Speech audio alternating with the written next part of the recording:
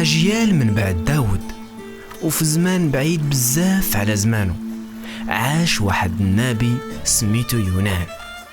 وواحد النهار أمر الله باش يمشي لواحد المدينة من المدن البعيدة ويقول لهم راه الله شايف الشر اللي كديروه وغيهلككم.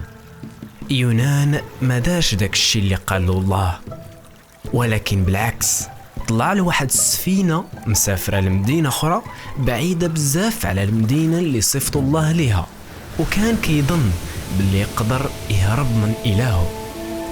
وملي كان في السفينة وبأمر من الله ضربت واحد العاصفة كبيرة وهاج البحر، وكانوا المواج قريب يقلبوا السفينة ويغرق كل شيء اللي فيها.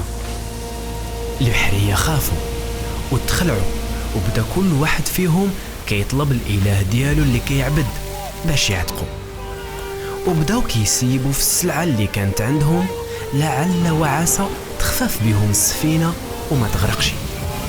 وفي ديك الوقت اللي كانت الدنيا مرونة كان يونان في قاع السفينة ناعس، ومشى لعندو القبطان وسولو علاش انت ناعس؟ نطلب الإله ديالك ربما يقدر ينجينا من هاد العاصفة. ومن بعد داروا البحارة القرعة باش يشوفوا شكون السبب في هاد العاصفة، وجات القرعة في يونان. ديك الساعة عاود ليهم قصته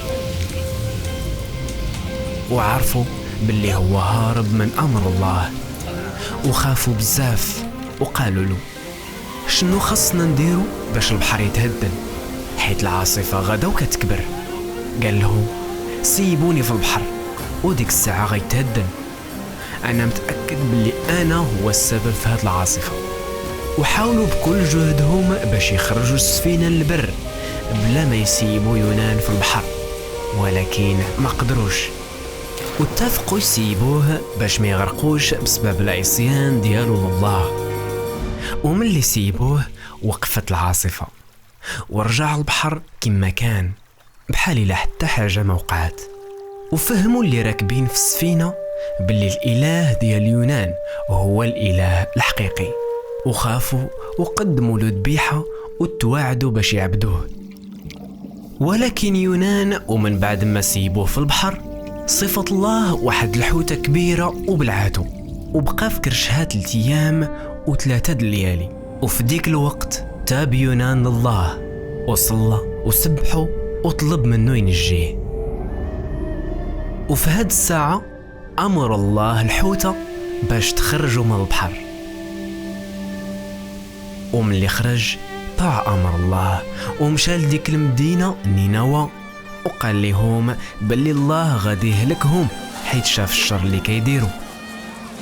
وداك الشي اللي وقع، الناس تابوا وبعدوا على طريق الشر،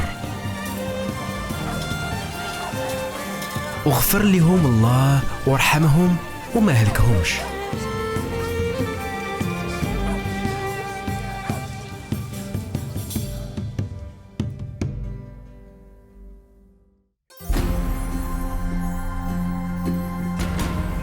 رفض يونان يوصل الرسالة اللي بغى الله يوصلها لمدينة البعيدة. كيفاش تعامل الله مع العصيان ديالو؟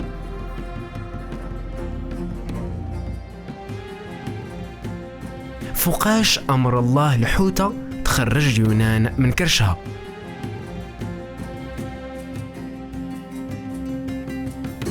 كيفاش كنشوفوا الرحمة الله ليونان وللشعب العاصي؟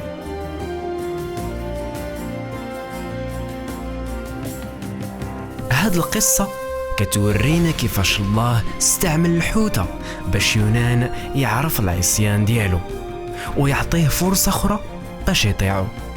وانت شنو الطريقة اللي الله كيستعمل معاك باش يعطيك فرصة أخرى باش تعرفه وتتبعه؟